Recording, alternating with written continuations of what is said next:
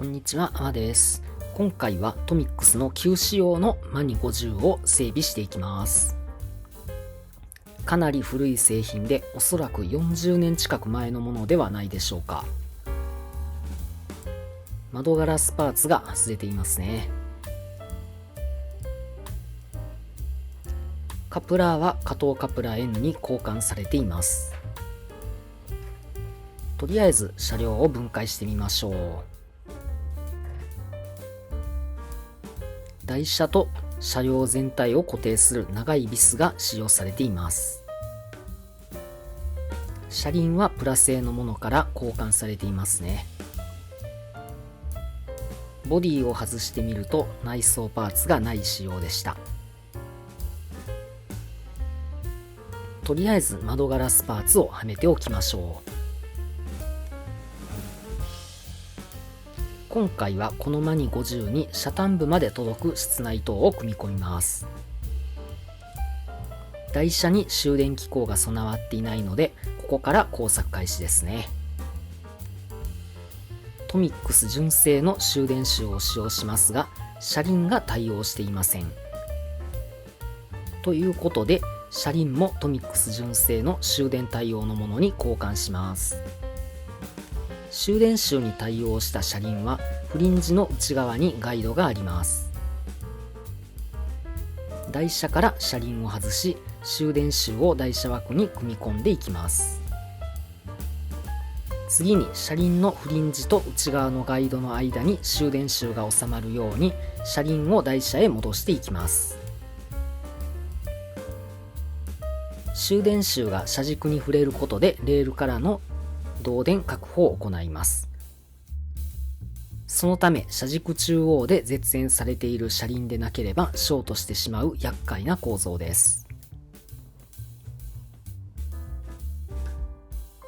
次はウェイトを兼ねた終電板を見てみましょう。こちらはなんと床板に固定されています。終電板の終電バネが触れる床下側に ATF オイルを塗布しておきます。終電板が錆びた様子はありませんが、終電バネとの接点の摩擦軽減と通電効率の上昇が狙いです。室内灯を作成する前に車両構造を再確認します。台車を止めるネジがボディ屋根裏まで突き抜ける構造です。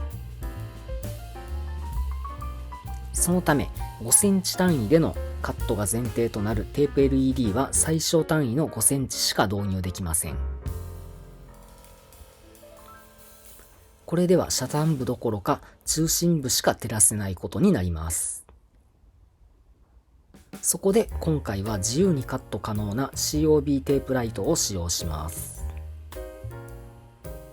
車端部用を2つと車両中央用で3つに分けて用意しました。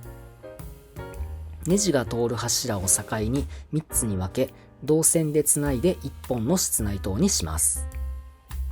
COB テープライトは 5V 用なので、ブリッジダイオードのプラス側に抵抗を1つ追加しています。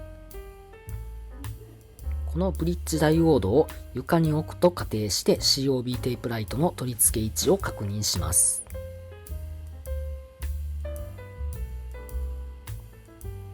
ブリッジダイオードを車端部に置くので、柱を回り込んだ内側へ長いテープライト、反対側に短いテープライトをハンダ付けします。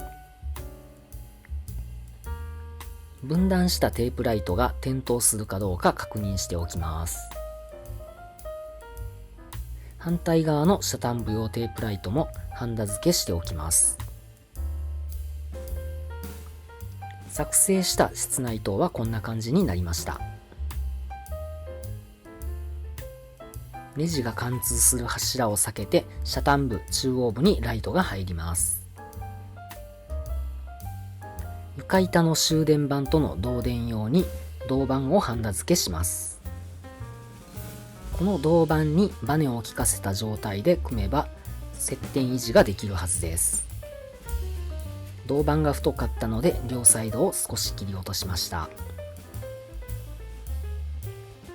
簡単ですが、これでボディを戻せば完成です。台車ごと床板とボディを固定するため、台車の取り付けの準備を進めます。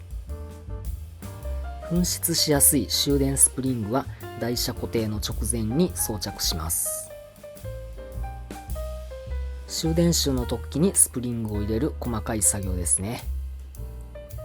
ひとまず片側だけ台車を固定して通電チェックしてみます。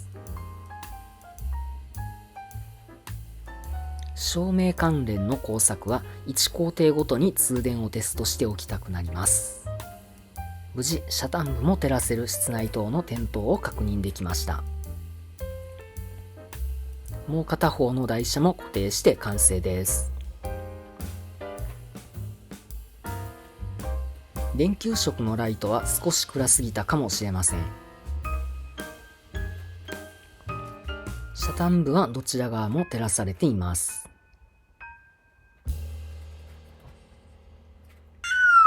ではレイアウトに入線させて走らせてみましょう。後ろの50系客車はオハフにタムタムさんの室内灯が入っています。オハにはテープ LED の室内灯が入っています。そしてマニ50には COB テープライトですが暗いですね。窓の少なさ、窓ガラスの格子など遮光効果もあるのでしょうか。これは白色の COB テープライトの方が良かったかもしれませんね。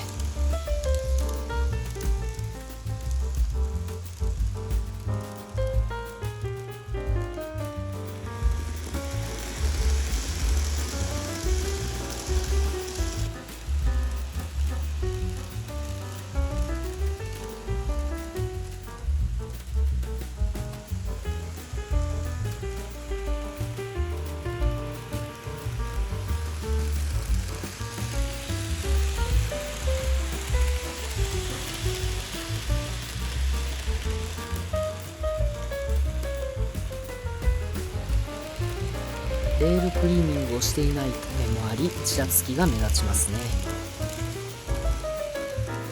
照明の暗さは電球色から白色への交換で改善できるか改めて試してみようと思います。今回はトミックス旧仕様車両の遮端部も照らせる室内灯を作成してみました。模型に関する動画を投稿していますので、ぜひチャンネル登録をよろしくお願いいたします。ご視聴ありがとうございました。